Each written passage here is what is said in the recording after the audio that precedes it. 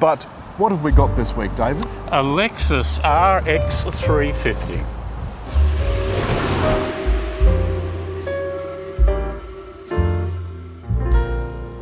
And Alan, the RX 350, it's not the hybrid version, but it is the all-wheel drive.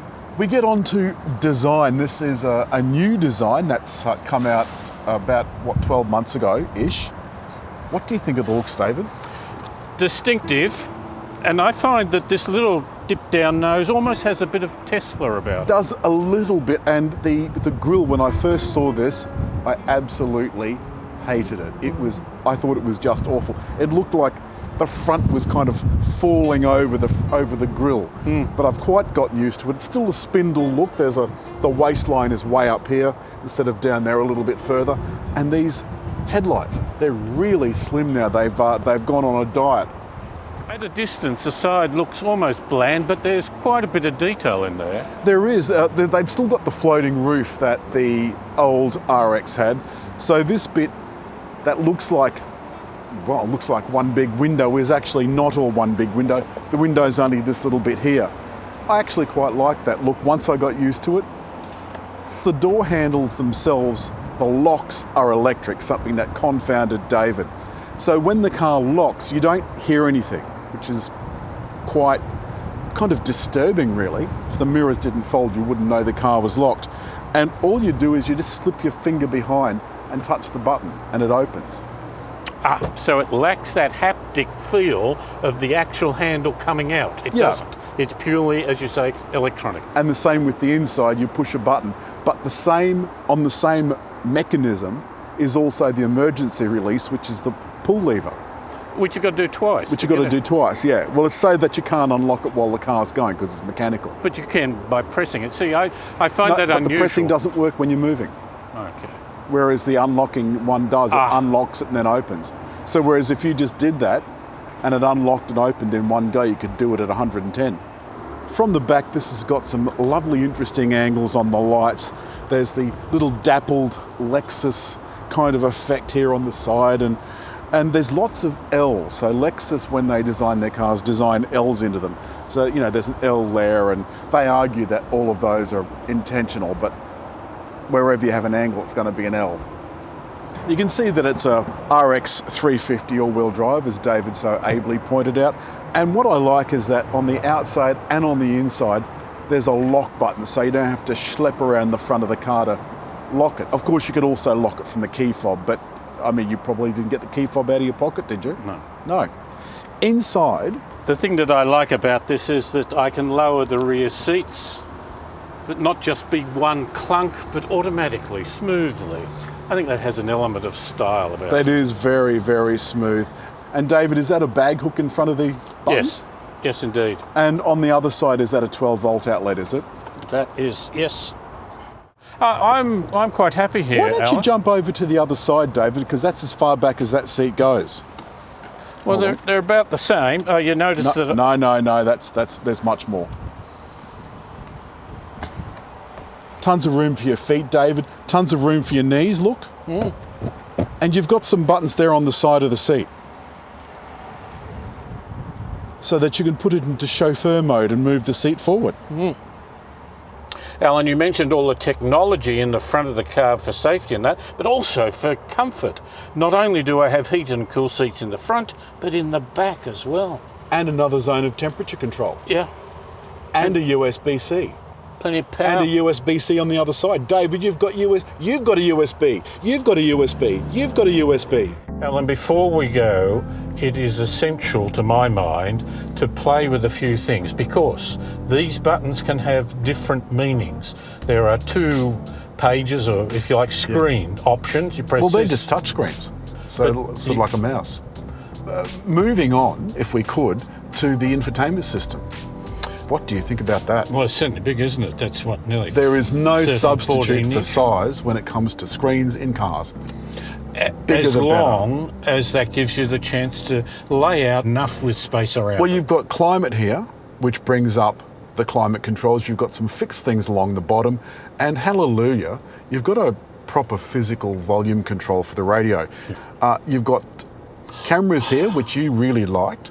Look, what it's doing here is a surround view. Yes, so when you park, you can check this to make sure there's no miscreants that mean to give you a thorough seeing to, unless, of course, you want a thorough seeing to. And this also, David, has parking. The parking system is something Lexuses have never had. Because Sean Hanley used to say that Lexus customers didn't need it. So now this has all of the various things on it. You've got settings, navigation? Navigation. Oh, okay. Now, navigation, let me just bring this up for a moment. You'll see just here that David has been a busy boy. There's breadcrumbs all over the place, David. That's places you've been to. We've got wireless CarPlay, David, wireless CarPlay. But you'll notice in this section also, there's very easy access to absolutely everything. There's the drive modes and so on and so forth. And also with this climate menu, you can get access to the heated and cooled seats. Now, David has got this set so that it always faces north. And this goes to show just how individual settings can be. I absolutely hate that. I've got to have it facing in the direction of my travel or I get confused. How did you find the handling, David? We're going through this part that's usually gone through a little faster, but David thinks he's driving Miss Daisy. There's actually no in between, is there? It's Miss Daisy or one Fangio.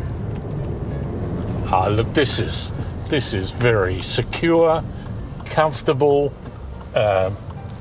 easy to drive and not get caught out. You don't panic if a corner tightens up a little.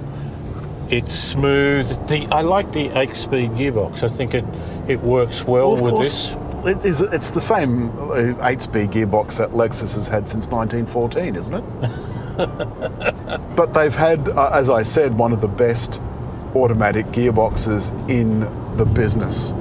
But one of the things, David, that befuddled me with trying to get the thing into drive was the gear selector, which is like the old Prius.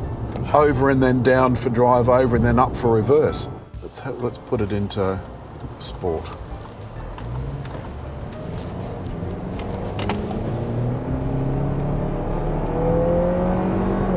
Did you notice any difference with sport, David? A little bit of the sound, not quite that throaty roar, but once you got some revs up to it and it's revved at just red line just over 6,000, it sounded well. This, of course, proficient. Brings us to the interesting point about the engines. Now it's got this 2.4 turbo 4-cylinder with how many kilowatts, David? 205 kilowatts and 430 newton meters of torque. That's pretty good. Lane keep assist?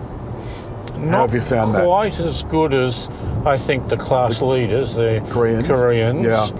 So we've got all the other safety features as well. There's active blind spot monitor. In fact, it's easier now, isn't it, to name the things the car doesn't have. Yes. I noticed the fuel consumption, that seems to be pretty good. David, what have you been averaging? About 10. For what is a good size SUV, which has all-wheel drive, I would really like to see the hybrid version for two reasons. It adds that bit off the line and also improves fuel economy. Now, one thing we haven't mentioned, David, is the electric rear view mirror. Gee, I drove an EV van the other day. And did it have one? No. Now, I've noticed that when you slide your finger over the button here on the steering wheel, all of the directions come up on the windscreen. You were talking about a little while ago about distractions in cars. And I can't help but think that if your mobile is a distraction, surely stuffing around with a menu in an infotainment system is even more distracting. You could be totally engrossed in that. This car will tell you if you don't pay attention enough, says he from particular these little personal things experience here, which the camera might well pick up. There'll be little red lights in there. We see, I didn't even notice that. Oh, well, there you go. It's keeping an eye on you, David. But not telling you. It's real. Somebody has to. I noticed that there's not a lot of feedback through the seat. The cabin feels very well insulated from all that road nastiness. Let's wrap this up. I have to say, I really like this. I love the design around the front. Everything feels beautiful quality. But you're right, there's no bling in this car. It feels nice and understated, and I like that a lot. David, that's all this week for the Lexus RX 350 all-wheel drive. But David, it's come time. Hit like. And leave a comment. And above all, what are they going to do? Subscribe. With the little round thing.